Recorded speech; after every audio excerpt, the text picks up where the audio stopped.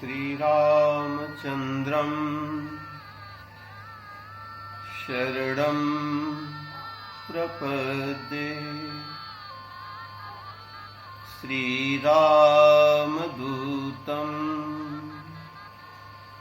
शरणं प्रपद्ये।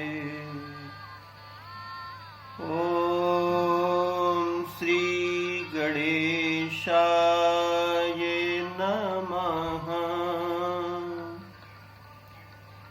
ॐ श्री सरस्वत्यै नमः।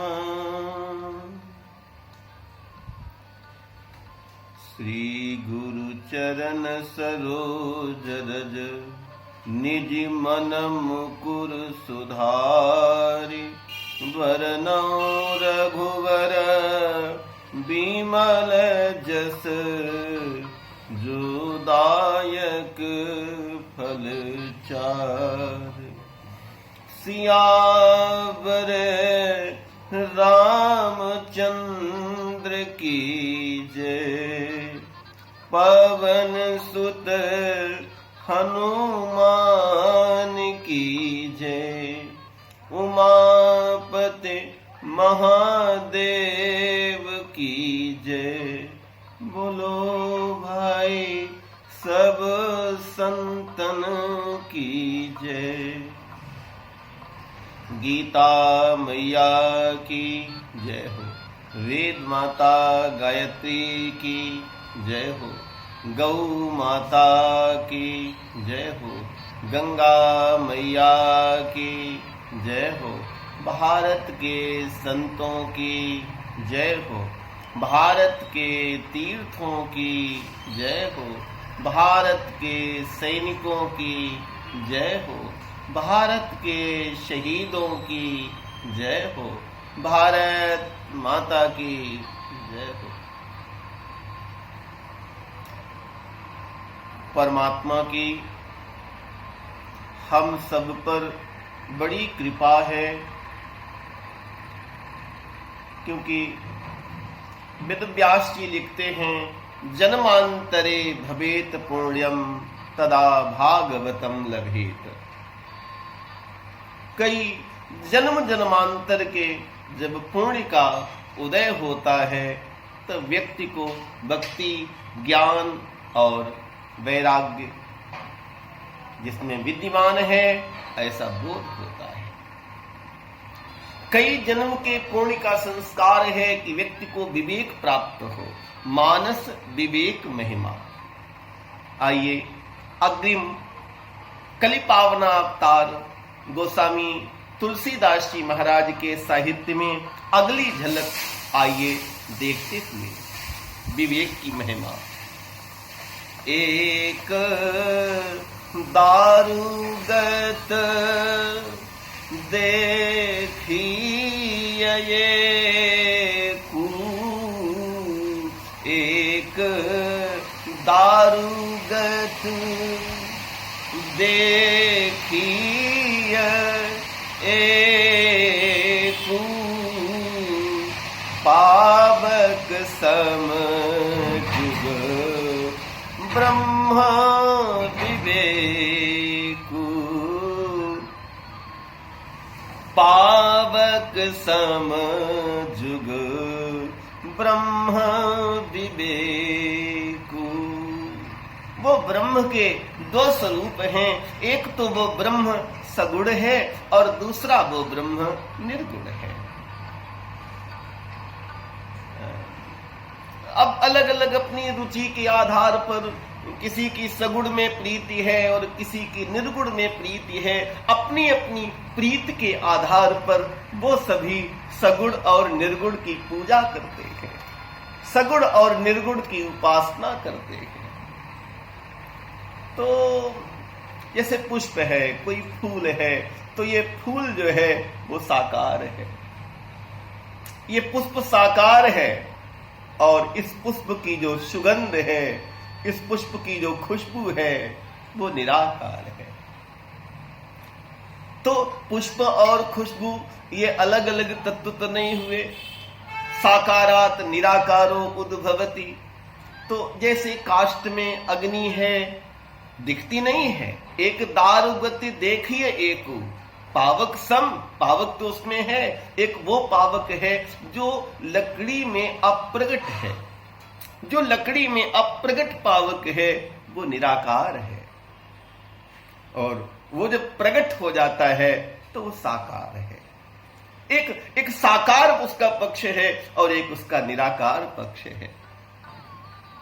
कोई कहता उसे कि वो साकार है, कोई तो उसको साकार मानता है। गोपियां गोविंद के प्रीत में इतनी लीन हो जाती हैं, जयति तेधिकम जन्मना व्रजा श्रयत इंदिरा शश्वदत्रहि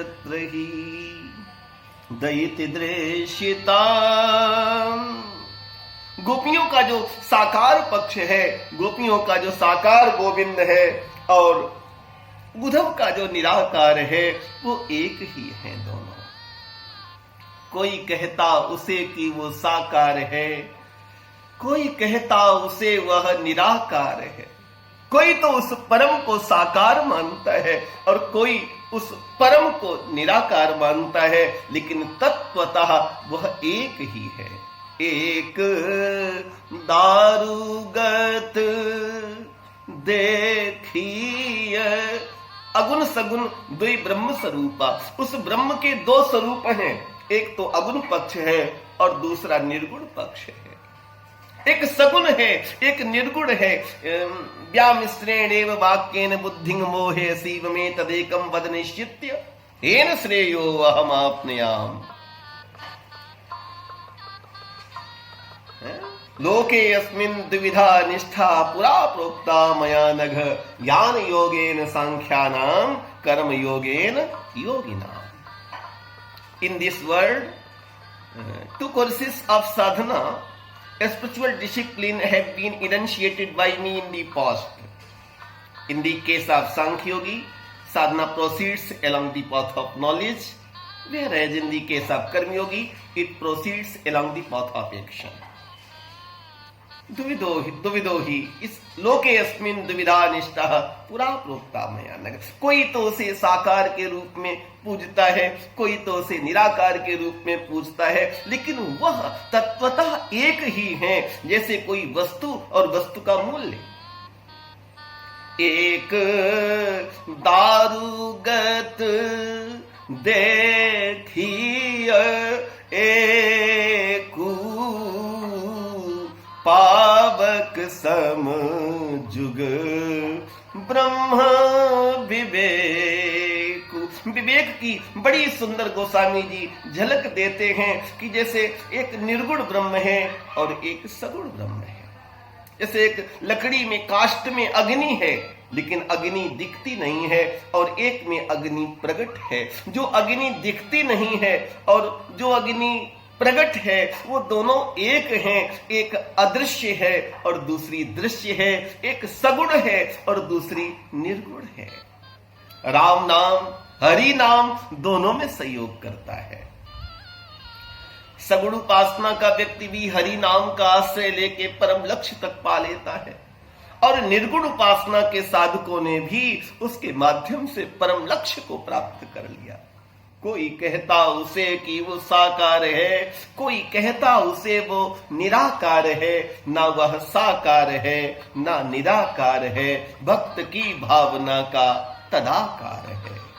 जाके मन ही भावना जैसी प्रभु मूरति देखी तिन तैसी।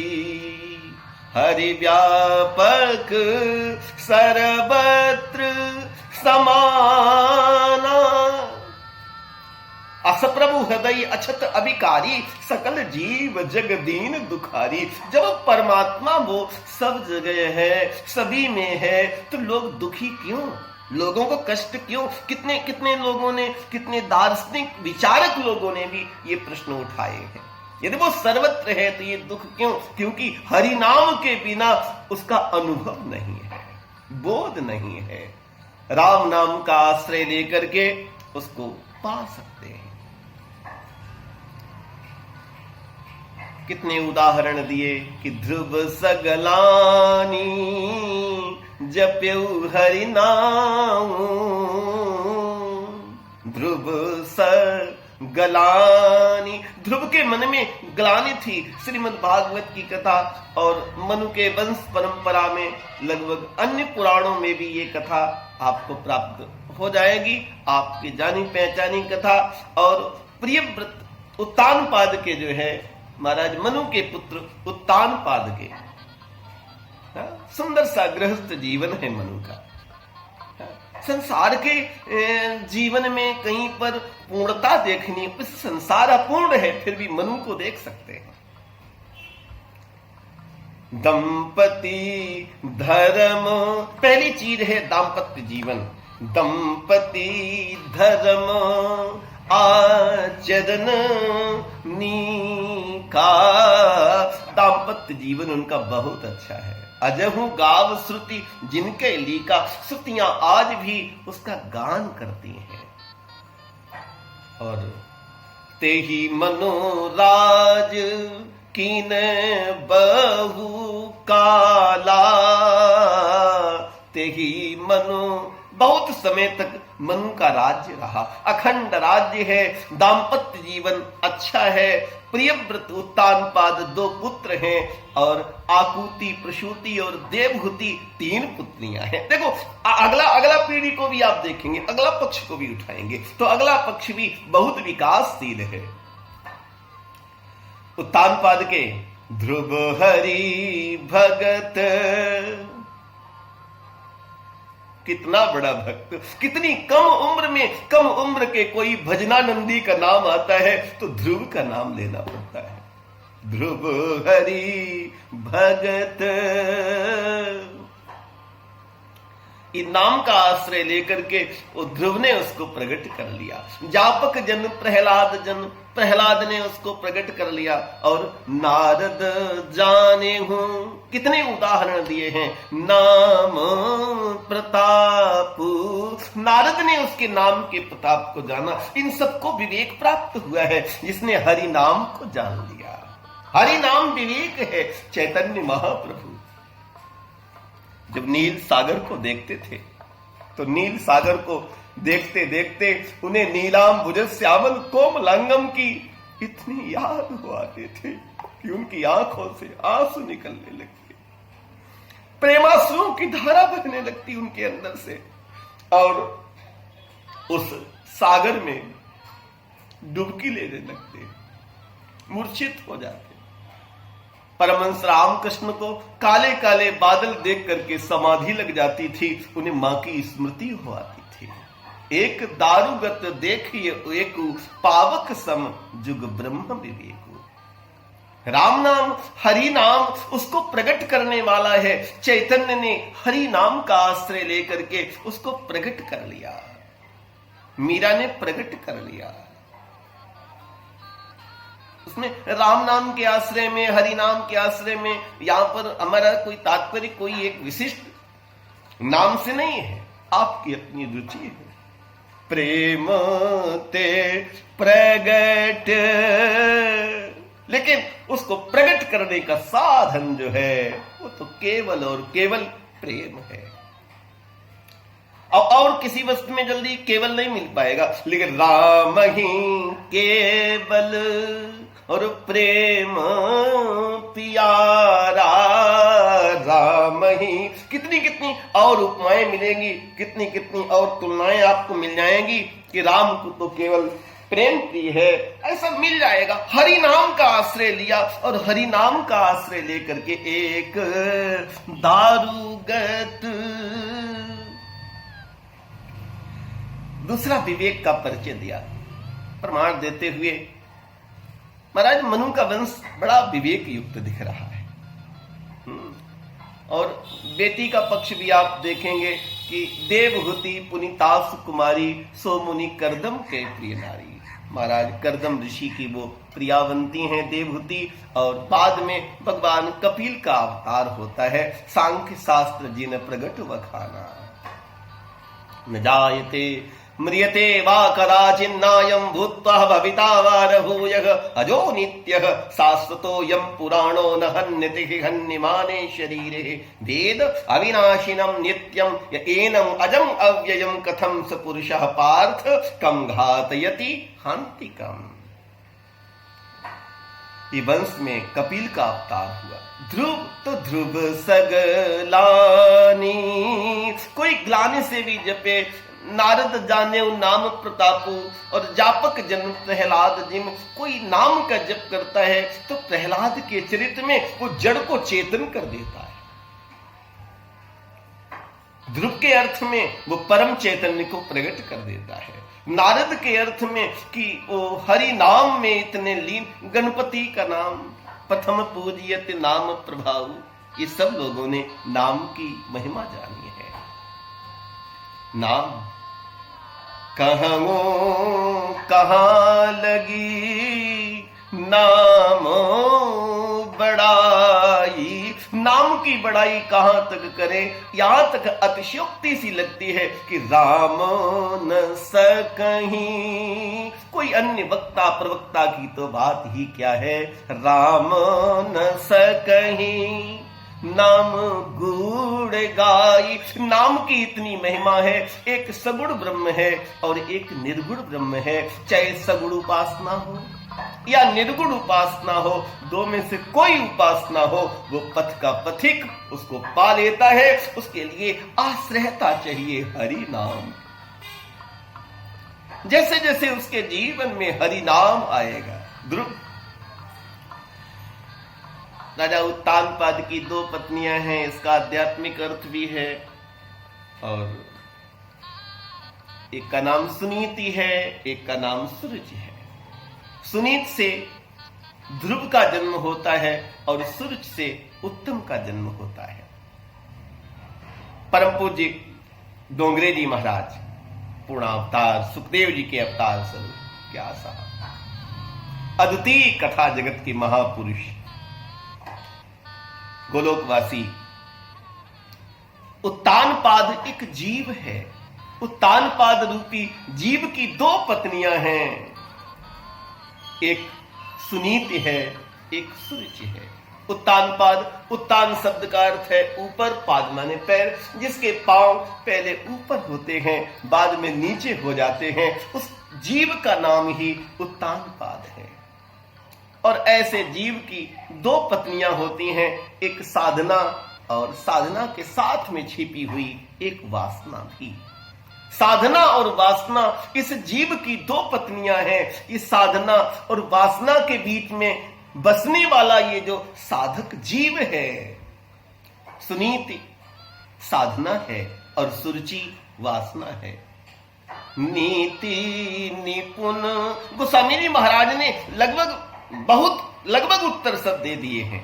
आवश्यकता है उसको खोजने की। गुरु कृपा से ढूंढे तो गुपत प्रगट जहां जो जेही खानिक, जथा सुवंजन अंज दृग साधक सिद्ध सुजान, कौतुक देखत शैल बन भूतल भूरे निधान। गुरु की कृपा हो जाए तो। नारद जी ने ध्रुव को मार्ग बताया। ग्लानि का पक्ष थोड़ा सा रखते हुए, एक दिन सुनीत तो दासी के रूप में रह रही है और सुरित जो वासना है उसने महल पे कब्जा कर रखा है। साधना दासी बन गई है और वासना रानी बन गई है। हम सबके भी जीवन की कहीं न कहीं यही दशा है। साधना तो दासी की तरह रह रही है और वासना घर में महारानी बन के रहती है। एक दिन साधना का पुत्र ध्रुव अपनी मां से पूछने लगा, मां सुनीत सूदन नीत सूदन रुचि, नीत निपुण जिन कहीं जगली का, तुलसी का प्रमाण है सिद्धांत का। घर तुम्हारे तिन कहां, नीत निपुण जिन कहां जगली का। सूदन नीत बराबर सुनीत। सुनीत, नीत ने जिस पुत्र को जन्म दिया है, नीत जिस पुत्र को जन्म देती है वो हरि मार्ग में जाता है, और वासना जिसको जन्म देती है वो यक्षों से युद्ध करने में अपने जीवन को नष्ट कर देता है। सुरुचि वासना है, रुचि विषयों के प्रति रुचि। ध्यायतो विषयान पुंसः संगस्तेषु उपजायते संगात संजायते कामः कामात् क्रोधो विजायते। कामात् क्रोधो विजायते सिद्ध करते हुए बड़ा सा एक भाव आपसे अरस परस कुछ विचार विनिमय करते हुए मोरे मन प्रबोध जेहि होई। सुनीत का बेटा 5 वर्ष का हो गया, पीली उसने झंगुलिया पहन रखी है, पर सुनीत को क्या मिलता है? केवल एक सेर जौ। उससे अपना और अपने बेटे का पालन करो और महल पर जो पंछी बैठे उनको उड़ाती रहो।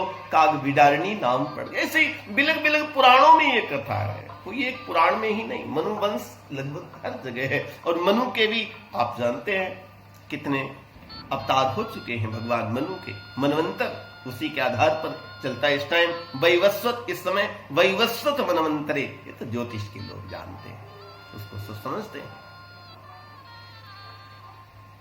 तो पंछियों को उड़ाती रहती है और एक शेर जौ में अपना काम चलाती रहती है, अपने बेटे को उत्तम संस्कार देती है। एक दिन ध्रुव अपनी मां से पूछता है, मां मेरा पिता कौन है? कौन है मेरे तात श्री? मैं भी उन्हें प्रणाम करूं, मैं भी उनकी सेवा करूं, मैं भी उनका दुलार पाऊं। कौन नहीं चाहता, कौन आत्मा नहीं चाहती कि अपने परमात्मा रूपी पिता की गोद में पहुंचे।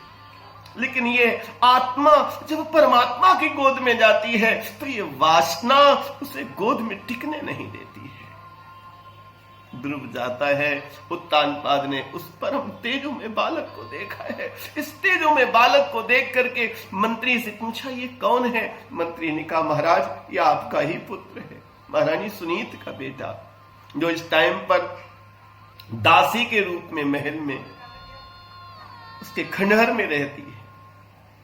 ध्रुव के वो वस्त्रों से कोई व्यक्ति का तेज नहीं साहब आका जाता। राम जी बलकल पहनते हैं तो भी सुंदर लग लेते हैं, तब भी सुंदर लगते हैं। और कृष्ण राम जी जिस समय पर जब भूषण साजते हैं तो भी सुंदर लगते हैं, वो तो सहज सुंदर है। और हम तो ये भी कहना चाहेंगे, राम जब कृष्ण अगर बलकल पहन लें तो राम लगने लगते हैं, और राम अगर मुरली उठा लें तो कृष्ण लगने लगते हैं। वो तो एक ही है। राम कृष्ण में भेद नहीं है, और जहां भेद है वहां वेद नहीं है। वेद विद धातु से बनता, उसको ऐसे संतों ने कहा उसको ज्ञान नहीं, समझ नहीं पाया। राम और कृष्ण में वेद कर रहा है। सूर्य चाहती है, उसको दासियों ने बता दिया, जो वासना की और भी दासियां रहती हैं। वासना का तो बड़ा परिवार है, साधना का भी बड़ा परिवार है, उसको सूचित कर दिया। क्योंकि उसने पहले से कह रखा था, कभी ध्रुव इधर आए तो मुझे तुरंत बताना, कहीं राजा और ध्रुव का मिलन न हो जाए, क्योंकि राजा और ध्रुव का मिलन हो जाएगा तो वासना का अस्तित्व समाप्त हो जाएगा। बांध लेंगे क्या तुझे ये मोम के बंधन सजीले, महादेवी वर्मा, बांध लेंगे क्या तुझे ये मोम के बंधन सजीले, पंथ की बाधा बनेंगे तितलियों के पर रंगीले, तू न अपनी छाह को अपने लिए कारा बनाना, जाग तुझको दूर जाना। ध्रुव पिता की गोद में है, इतने में सुरच रूपी वासना आती है। और ध्रुव शब्द का अर्थ होता है अटल।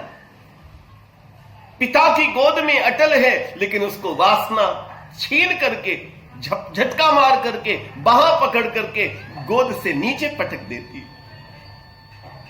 कई बार इस वासना ने इस जीव को, जो परम की गोद में बैठ गया था, वहां से पटक दिया है। एक दारुगत देखिए एकू पावक समझुग ब्रह्म विवेकु। केवल पटका ही नहीं, ये भी कहा इस गोद में बैठने के लिए तो दासी की गर्भ से नहीं, तुझे मेरे गर्भ से जन्म लेना था। दासी के बेटे और तेरी ये औकात, तेरी ये हिम्मत, महाराज की गोद तक चला गया। ध्रुव को बुरा नहीं लगा, क्योंकि वो तो मां है। मां डांट भी सकती है और बच्चे को प्यार भी कर सकती, मां तो हक है। ध्रुव को बुरा नहीं लगा, बुरा ये लगा कि पिता कुछ नहीं बोले। रोते रोते ध्रुव अपनी मां सुनीत के पास आता है, पूरी घटना बताता है। सुनीत को लगा यदि मैं परिवार की परिस्थिति बालक के सामने कहूंगी तो बालक के कोमल मन के ऊपर ये संस्कार उसको कहीं न कहीं भ्रमित न कर दे। कोमल चित्त होता है बालक का। कहती, हां बेटा, मां मेरा पिता कौन है? बेटे, इस संसार में जो जन्म देता है वो पिता होते हैं, लेकिन सारे संसार को जो जन्म देता है, पूरे जगत को जो जन्म देता है, वो परम पिता होता है। मां, मुझे आशीर्वाद दे दो, मैं परम पिता को प्राप्त करके लौटूंगा। मां को यह लगा कि बालक कह रहा, तो मां ने आशीर्वाद दे दिया। मां ने आशीष दिया, ध्रुव बन के लिए चलने लगा, हरि नाम का सहारा लेकर के। अभी तो बेचारा हरि नाम भी नहीं जानता, केवल उसका भरोसा है कि कोई है जिसने जगत को पैदा किया है, कोई है, पत्ते पत्ते को उसका पता है, फिर भी कहते हो वो लापता है। तेरी खुशबू ये बयां करती है, तेरी खुशबू बता रही है। ये कलकल छल छल बहती, क्या कहती गंगा धारा, ये बहने वाली नदियां, ये बहने वाली हवाएं, ये सूर्य की किरण, हे हरि, सब तेरा परिचय दे रहे हैं। अभी तो केवल उसको इतना परिचय मालूम था। उत्तानपाद को थोड़ा सा कष्ट भी हुआ, मन को क्षोभ भी हुआ, और वो मंत्री को भेजते हैं। ऐसे हमने संतों से कथा सुनी कि उसका अब 1 सेर का 2 सेर कर दिया गया है, उससे कहो कि लौट चलो। ध्रुव कहते हैं, मंत्री जी, काका, ये लौटाने की नहीं, भेजने की व्यवस्था है। जाने कियो सेर ते दूना, ताको भवन और का सुना। इसीलिए सगुण हो चाहे निर्गुण हो, एक दारुगत देखिए ये कू, पावक सम जुग ब्रह्म विवेकु। पावक सम जुग ब्रह्म विवेकु, जिसे बोध हो गया है, जिसने हरि नाम को जान लिया है, जिसने हरि नाम का आश्रय ले लिया है, वो तो जानता है। अनन्यास चिंतयन्तो माम, गीता शास्त्र, ये जनः पर्युपास्ते तेषां नित्यं युक्तानां योगक्षेमं वहाम्यहम्। सब कर्ममुता ताग बटोरी, मम पद मनई बांध बर डोरी, और उनकी तिन कर करम सदा रखबारी। कैसे बड़ी बड़ी अद्वितीय उपमा यहां प्रयोग की गई है। जिमि बालक राखे महतारी, जैसे मां अपने बालक की रक्षा करती है, ऐसे प्रभु रक्षा करते हैं। मंत्री लौट गए, फिर तो 5 गांव का राज्य दिया। उत्तानपाद स्वयं आते हैं, ऐसी 20 संतों से कथा सुनी और कहते हैं कि बेटे, तुम्हारे साथ गलत हुआ है, मैं इसको स्वीकार करता हूं और मैं तुम्हें आधा राज्य देता हूं। ध्रुव ने कहा, नहीं, धन्य है परमात्मा, धन्य है हरि, धन्य है परमेश्वर, जिनके नाम पर मैं थोड़ा सा चला, जिनके नाम पर मैं 2 कदम चल दिया, और 2 कदम चलते चलते ही ये स्थिति मेरी पैदा हो गई। उत्तानपाद पूरा राज्य देने को तैयार हुए, पर ध्रुव नहीं माने। नारद ने उन्हें महामंत्र दिया, उस कथा के बहुत विस्तार पक्ष में नहीं जाना चाहते, और नारद जी की करुणा से वो हरि को उसने प्रकट कर लिया। पहले 3 दिन के, फिर 6 दिन के, फिर 9 दिन के, फिर 12 दिन के, फिर 15 दिन के अपने अभ्यास किए। और नारद जी आते हैं, ध्रुव बड़ा दुखित होके गुरु के चरण पकड़ लेते। गुरुदेव, हरि नहीं मिले। बेटे चिंता मत कर, अपने प्राणायाम को खींच करके सहस्रार में केंद्रित कर दो और हरि में एकत्व स्थापित करके श्वास को रोक दो।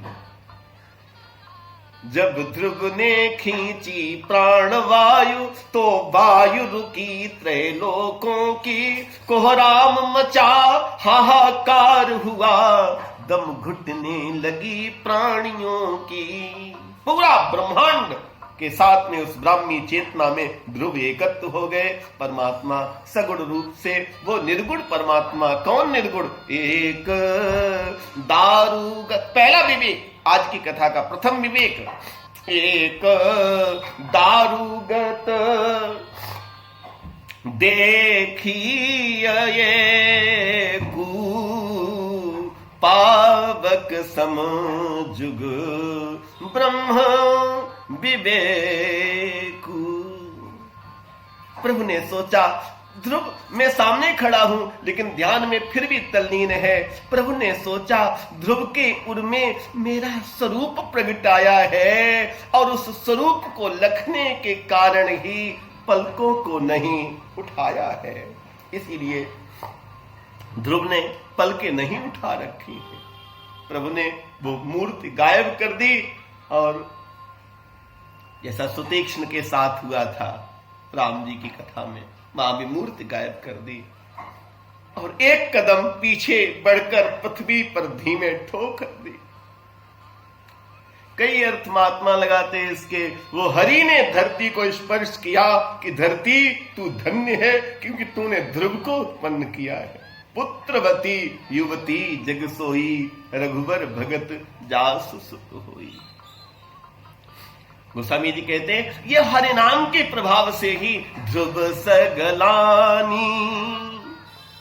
हरि नाम को, तुलसी अपने राम को रोए भजो चाहे खीज, समय पड़े जम जाएगो ये उल्टो सीधो बीज। बीज चाहे उल्टा पड़े चाहे सीधा पड़े, वो सब जम जाता है। हरि नाम लेते रहो। हरि नाम, हरिर नाम केवलम, हरि नाम का आश्रय ले लो। कहीं पर गुरु की कृपा हो जाए, गुरु की करुणा हो जाए। नारद जैसे, नारद जाने नाम प्रतापु, ध्रुव सगलानी जपे हरि नामु, सुमिरी पवन सुत पावन नामु, अपने वसी कर राखे रामु। नहीं कली करम, अगला विवेक का झलक, बड़ी सुंदर विवेक की झलक कि नहीं कली करम न भगती विवेकु, राम नाम अवलंबन एक। केवल राम नाम का आश्रय लेकर के और कुछ आवश्यकता नहीं है। केवल हरि नाम का आश्रय लेकर के ये जीव परम तक पहुंच जाता है। परम का दर्शन कर लिया। निर्गुण सगुण दोनों एक ही हैं। ये हरि नाम, ये परमात्मा का नाम उसको प्रकट कर देता है। हमने संतों से ऐसी भी कई कथा सुनी, कई पुराणों में ये कथा है। परमात्मा ध्रुव को सब कुछ देते हैं। बाद में तो आप जानते, ध्रुव का लंबे समय तक राज्य चला, वंश में अंग वेण पथु की परंपरा आई। उधर उतने विस्तार से कथानक पक्ष की तरफ हमें नहीं जाना। में तो आज मूल विवेक, जो मानस विवेक की जो महिमा है, कैसा विवेक जीवन का है कि उसने हरि नाम को पकड़ लिया। बस यही विवेक है।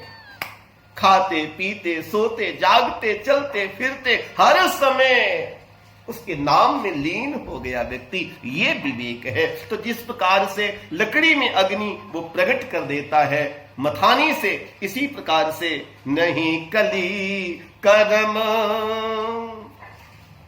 न भगति विवेकु।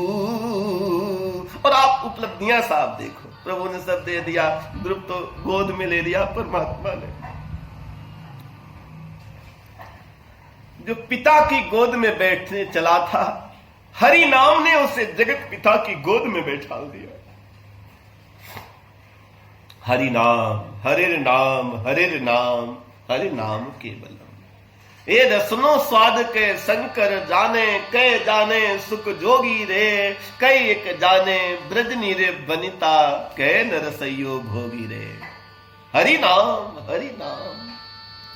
नाम का सहारा ले लिया गया। अंखड़ियां झाई पणी, पंथ निहार निहार, जी भड़िया छालिया पड़िया, राम पुकार पुकार।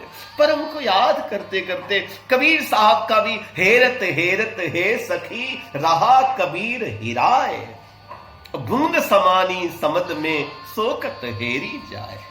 बिंद में सिंधु समाए, ये अचरज कैसे कहो, हेरन हार हिरान, कबीर अपने आप महान। लंबा मार्ग, दूर घर, बिकट पंथ बहुमार, कहो संतो क्यों पाइए, दुर्लभ हरि दीदार। ध्रुव से प्रभु ने कहा, कुछ चाहते हो, सब कुछ तो मैंने दिया, और बोलो कुछ चाहते हो। ऐसे मैंने संतों से कथा सुनी, तो ध्रुव तो बालक है, बालपना उसमें नहीं गया। ये व्यक्ति का बड़ा गुण है, बालकपन उसमें रहना चाहिए। काफी तनाव कम हो सकते हैं उससे। ध्रुव ने कहा, प्रभु मेरी एक इच्छा है, मैं जब आया तो मेरी मां बड़ी दुखी हो रही थी, और एक बार चल के मेरी मां को दर्शन दे दो। ध्रुव मां सुनीत के उस झोपड़े में, वो जो खंडार था, उसमें प्रभु को लेके प्रकट होता है। ऐसी कथा भी हमने संतों से सुनी। ध्रुव आवाज देता है, तो इतने दिन में इतने माह बीत गए, सिंह ने खा लिया होगा, क्या हुआ होगा। बेचारी इतनी दुखित हो जाती है कि रोते रोते मां सुनीत के आंखों में देखने की क्षमता खत्म होगी, इतने आंसू पर से। गोपियों के, यशोदा की भी यही दशा हुई बाद में। गर्ग संहिता कई पुराणों में इसका उल्लेख है। निस दिन बरसत नैन हमारे, प्रेम का मार्ग, आंसुओं का मार्ग है साहब ये। यहां पर रोते रोते सुनीत ने ध्रुव को याद करते करते परम को पा लिया। ध्रुव कहते हैं, मां प्रभु शांताकारम भुजग शयनम, आपके सामने है, मां दर्शन करो। मां कहती है, ध्रुव जब नैन थे तब नैन सुख नहीं मिला, नैन का सुख है हरि का दर्शन, अब नैन नहीं है तो नैन सुख आए हैं। ऐसी हमने संतों से कथा सुनी कि आकाश से एक ज्योत चलती है, वो आकर के मां सुनीत की आंखों में प्रवेश करती है, और मां सुनीत ने परम का दर्शन किया है। उत्तानपाद सुनीत का जीवन धन्य हो गया, और अपने बेटे को राज्य दे के वो फिर जैसा चौथे पंजाहे नृपकानन का वर्णन था वैसा वो करते हैं।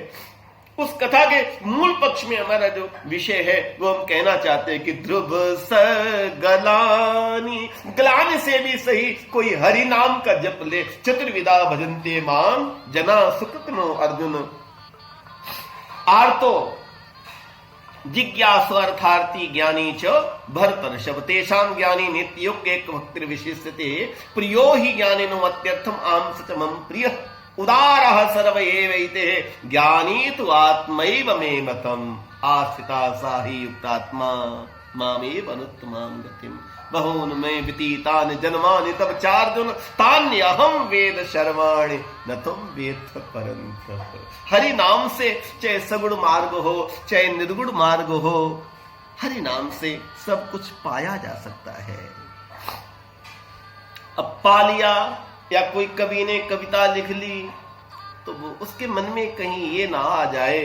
गोस्वामी जी का जो अगला विवेक है, जस कछु बुद्धि जस कछु बुद्धे विवेक बल मेरे, जस कछु बुद्धि, जो भी मेरी बुद्धि में मेरे विवेक में बल है, तस कही हो सब, तस कही हो हिय हरि के प्रेरे।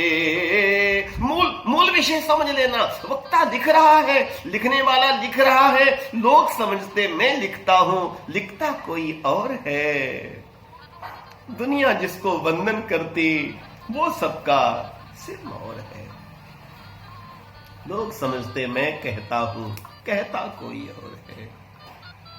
बलम बलवताम चास्मि यत चक्षुषः केनोपनिषद यत चक्षुषः न पश्यति येन चक्षुंसि पश्यति तदेव ब्रह्मतं विद्धि नेदं यदिदं उपासते यत प्राणेन न प्राणित येन प्राणः प्रणीयते तदेव ब्रह्मतं विद्धि नेदं यदिदं उपासते।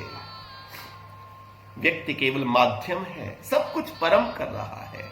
हरि नाम का आश्रय लेते ही निमित्त बोध हो जाता है। निमित्त मात्रम भव सभ्य साचिन। गोस्वामी जी महाराज कहते हैं जैसा कुछ मुझ में बुद्धि है, विवेक है, बल है, मैंने बचपन में मैंने निज गुरु संग सुनी कथा सुसु कर खेत और बचपन में मैं नहीं समझ पाया, अब उसको मैं भाषाबद्ध करो मैं सोई। मैं उस राम कथा को गांव की बोली में भाषा में जन जन तक पहुंचाना चाहता हूं। भाषाबद्ध करो मैं सोई मोरे मन प्रबोध जयी हुई। आप कोई पूछे भाषाबद्ध क्यों करेंगे? बोले जिससे मेरा अंतःकरण पावन हो, स्वांता सुखाए। मोरे मन प्रबोध जयी हुई।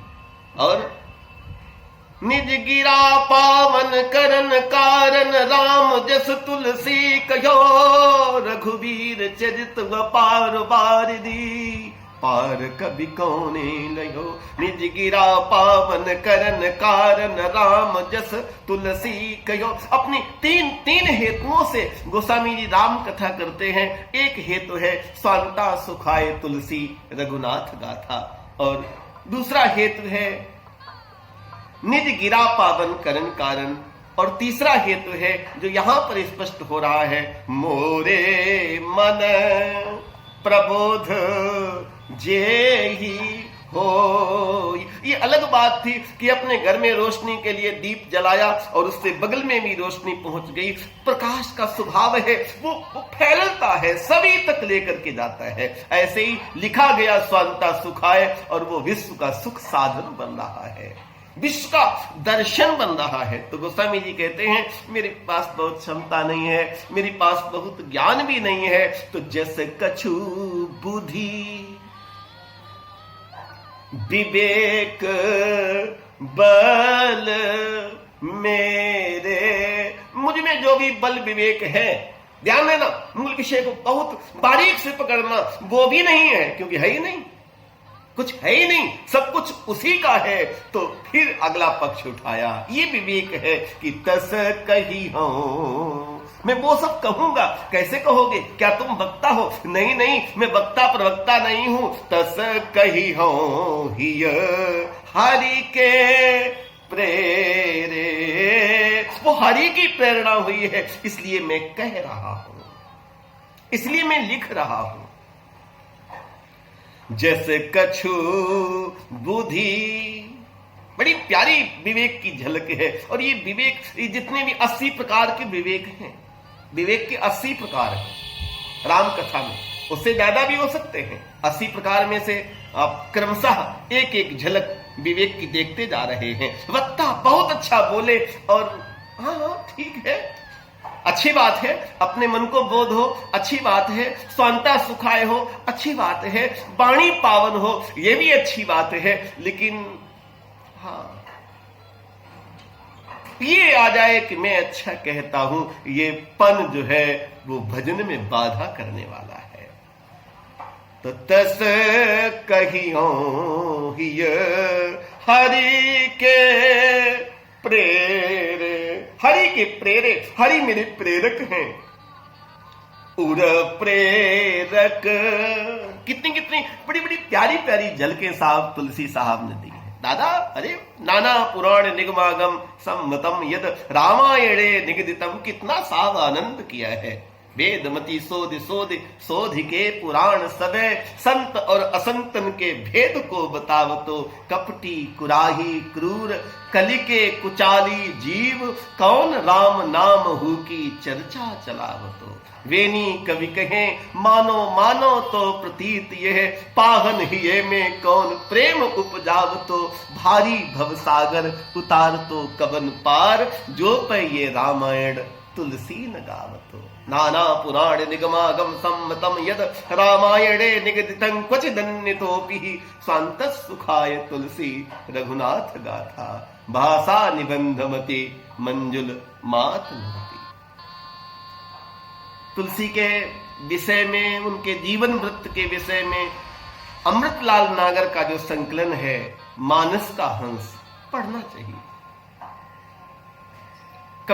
कभी जैसा प्रेरणा प्रभु की हुई तो मानस तुलसी की चर्चा होगी तो उस पक्ष को उठाएंगे। अभी तो बहुत कहीं न कहीं पर ज्यादा हो जाएगा। तो जैसे कछु, ये जो काव्य की रचना की राम कथा लिखी गई, गोस्वामी जी कहते हैं मैं तो केवल लेखनी पकड़े रहा, उसको प्रभु ने ही चलाया, मैंने कुछ नहीं कहा। जैसे कछु बुद्धि है, बुद्धि तो है ही, व्यक्ति बुद्धिहीन तो नहीं है, व्यक्ति बलहीन तो नहीं है, व्यक्ति विवेकहीन तो नहीं है, मान लिया। लेकिन जो विवेक की मात्रा है वो भी उस हरि की दी हुई है। बलम बलवताम चास्मि सर्वस्य चाहम हृदय सन्निविष्टो मत्तः स्मृति ज्ञान अपोहनम च। ये भाव पैदा हो जाए क्या कि जैसे कछु बुद्धि विवेक बल मोरे, वो भी नहीं है। अगली पंक्ति सिद्ध कर देती है इस विवेक की कसौटी को कि तस कही हो हरि के प्रेरे, हरि की प्रेरणा से मैं कह रहा हूं। वो जो काम हो गया है बस उसको ये व्यक्ति मान ले। भगवान ने गीता का पूरा सारांश बता दिया अर्जुन को कि निमित्त मात्रम, तू निमित्त बन जा, तू केवल माध्यम बन जा, सब कुछ होता जाएगा। और जिसने भी है सौंप दी मनमोहन से डोर, कभी उलझ सकती नहीं नटवर नंद किशोर। मुझे याद आता है कि वो सूरदास जी की वंदना का ही लगभग लक्षण है। वो कबूतर और कबूतरी का जोड़ा बड़ा सुंदर सा रूपक है और उस पे बैठा है, नीचे से पहलिया ने उस पे निशाना लगा लिया है, ऊपर से बाज पंछी घूम रहा है और वो कबूतर और कबूतरी परम को पुकारते। यही दशा तो है जीव की कि नीचे भी कोई निशाना लगाए है, ऊपर भी कोई निशाना लगाए है और बीच में दो पाठों के बीच की तरह से ये फंसा हुआ है। कबीर में तो इसकी पुष्टि भी मिलती है। चलती चाकी देख के, चलती चाकी देख के दिया कबीरा रोए, दुई पाटन के बीच में साबुत बचा न कोई।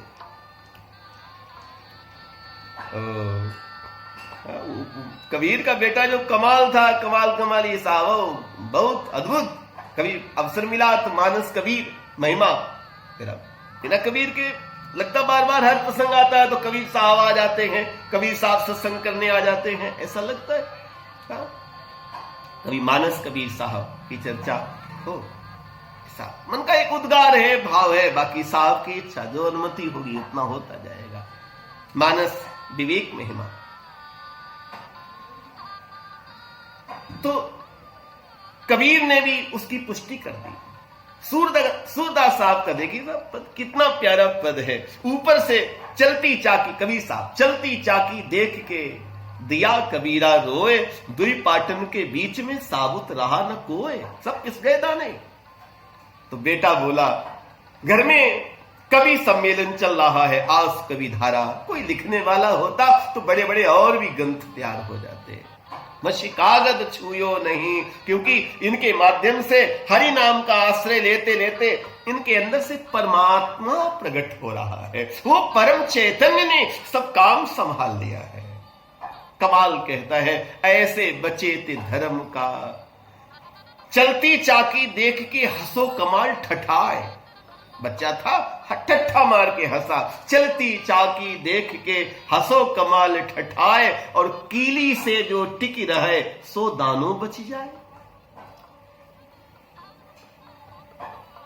तो कहते हैं कि कबीर की पत्नी जो लोई थी वो उनके आश्रम में आके बस गई थी। वो भी कथा कबीर साहब पे आप पढ़ सकते हैं। सत्संग का प्रभाव देखिए। तो कहते हैं कमाल से, हे कमाल, पर तुझे पता है कीली के पास के दाने भी थोड़े उतरा खुतरा हो जाते, उनमें इधर उधर से पाट रगड़ जाता है। ऐसे बचे ते धर्म का जो उतरा खुतरा होए, ऐसे बचे ते धर्म का जो उतरा खुतरा होए, उटक के होवे वाहिरो बचो जानिए सोए। उटक जाए हरि नाम हरिर नाम केवलम, जैसे कछु बुध विवेक बल मेरे, तस कहियो हिय हरि के प्रेरे। सूरदास ने भी वो एक झलक दी कि एक कबूतर कबूतरी पेड़ पर बैठे हैं और ऊपर से जो है वो बहलिया ने, नीचे से बहलिया ने निशाना लगा लिया है, ऊपर से बाज पंछी उसको तक रहा है खाने के लिए। तो कहां जाए बेचारे, प्रभु को पुकारते, अब के राखी ले गो भगवान, हम अनाथ बैठो द्रुम दरिया। मैं अनाथ हूं, डाल ऐसे बैठा हूं, ऊपर से भी दो भांत दुख भयो आनगे, कौन उबारे प्राण। हे हरि मेरी रक्षा करो, यही जीव की दशा है। तो सुमिरत ही अहि दशऊ पारधी, जो बहलिया था उसको एक सर्प ने दंश दिया, वो झाड़ी में छिप के निशाना मार रहा था, तो वो बहलिया उससे मूर्छित हुआ, उसका बाण छूटा और सूरदास सर लगे उस सचाने, और ये बाण जाके बाज को लगता है। जय जय कृपा निधान, वो परमात्मा है। इतना भरोसो दृढ़ इन चरणन केरो। तो जस कछु बुद्धि, बड़ी सुंदर विवेक की झलक।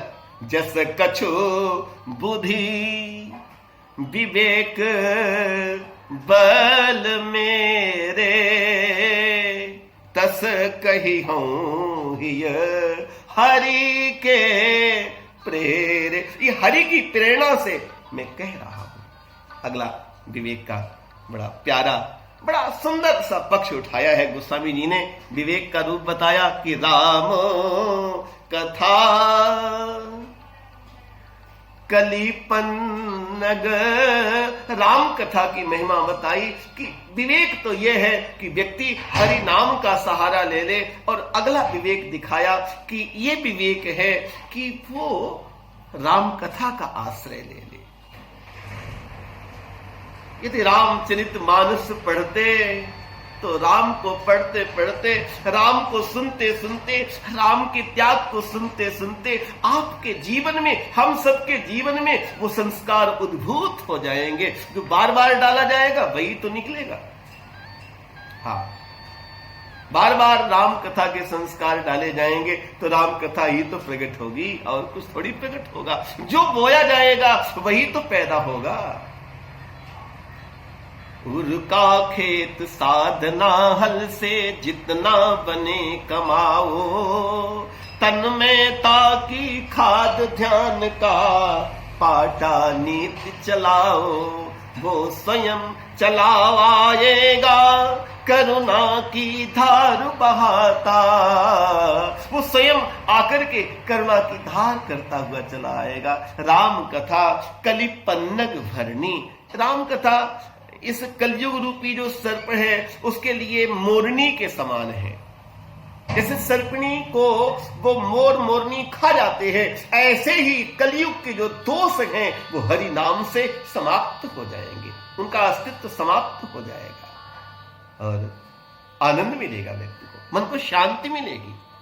और जैसे अगली उपमा दी, पुनि विवेक पावक कहूं अरणी। जैसे कोई अरणी मंथन होता है, यज्ञ किया जाता है, वहां पर वो अरणी रहती है, लकड़ी होती है और उसको अग्निया पेड़ होता है, उसको यहाँ इन्निया करके भी बोलते हैं, उसकी लकड़ी रहती है, उसको ऐसे मंथन करते हैं तो उससे अग्नि प्रकट होती है। तो जैसे पुण्य विवेक पावक कहूं अरणी, राम कथा वो अरणी है। राम कथा उस अरणी के माध्यम से अग्नि को प्रज्वलित कर देती है।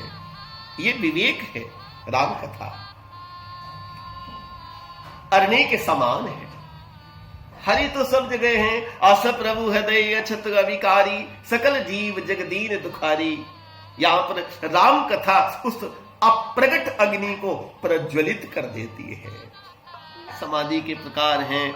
समाधि में भी एक सहदवत है, एक घृतवत है, एक लक्ष्य लाख की तरह से है। सहद की समाधि जो है, जिसको मधुमयी प्रज्ञा भी कहते हैं, इस सहद की समाधि जो मधुमयी प्रज्ञा है, वो मधुमयी प्रज्ञा, उसका जो स्वरूप है वो तो व्यक्ति सदैव आनंद में रहता है। उसके इर्द गिर्द में जो रहेगा वो भी आनंद में रहेगा, उसका उसके अगल बगल में जो रहेगा उसको भी आनंद सा लगता रहेगा। सदा आनंद नाम पड़ गया, सदानंद, आनंद में रहता है वो। आनंद ये मधुवत समाधि है। और घृतवत समाधि में ये घृत थोड़ा शीत पड़ेगा तो थोड़ा जम भी जाएगा, और थोड़ा गर्मी होगी तो पिघलेगा। सत्संग मिला, वातावरण मिला तो फिर से वो अवस्था पिघलने लगी। और तीसरा जो लाख है, लाख वो जो जिससे चपरा लगाया जाता, मोहर लगाई जाती, तो वो वाला लाख है। लाख लक्षाग्रह में जो प्रयोग हुआ था, लाख की चूड़ी भी, हाँ, ऐसे उल्लेख मिलते। तो प्रथम तो वो गर्म जल्दी नहीं होगा, और एक बार गर्म हो गया तो फिर वो वहां से छूटेगा नहीं। ये लक्ष्य। तो तीन प्रकार की प्रज्ञा है, मधुमयी प्रज्ञा, ज्योतिषमयी प्रज्ञा और ऋतंभरा प्रज्ञा।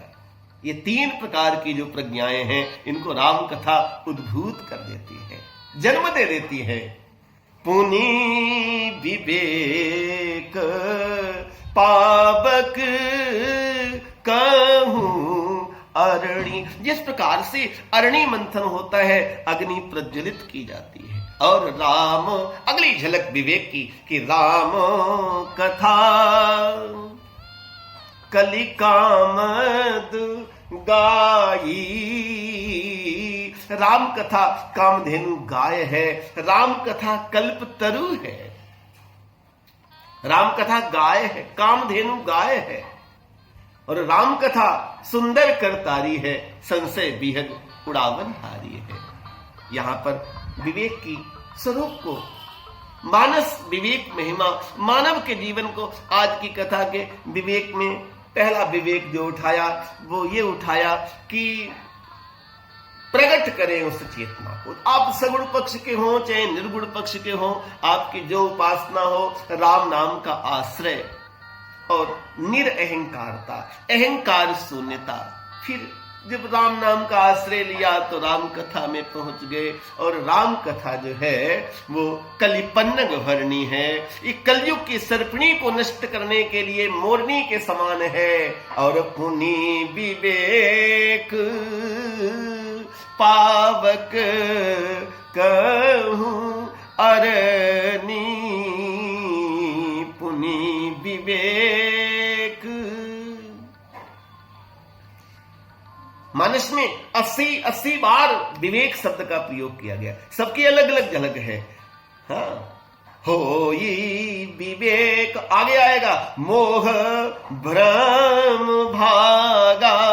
और विवेक की पहचान ये है, जैसे जड़ चेतन गुण दोष में विश्व कीन करतार, संत हंस गुण गहई पे परिहरि पार विकार।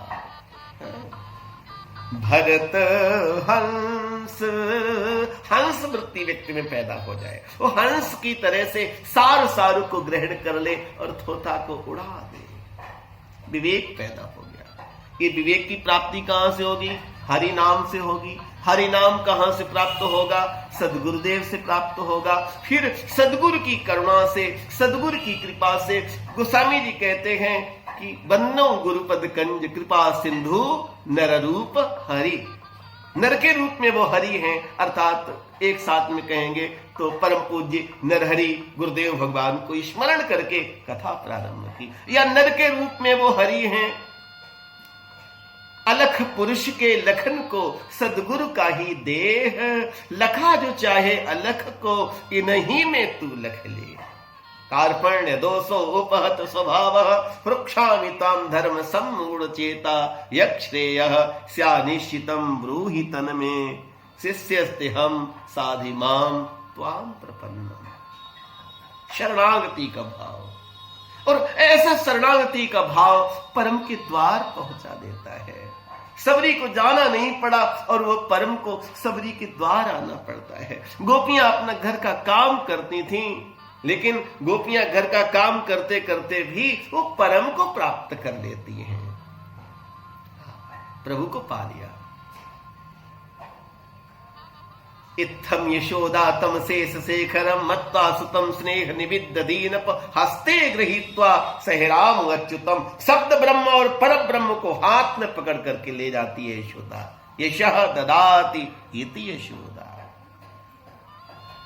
गोस्वामी जी कलिपावना अवतार गोस्वामी जी महाराज ने मानस में विवेक शब्द को बड़े बड़े गहराई तक उसके अलग अलग झलके हैं, और मन को जीवन को धन्य करने के लिए ये बड़ा सौभाग्य है। गुरुदेव भगवान के आशीर्वाद से साहब जी के सानिध्य में ये कथाओं का जो क्रम चल रहा है।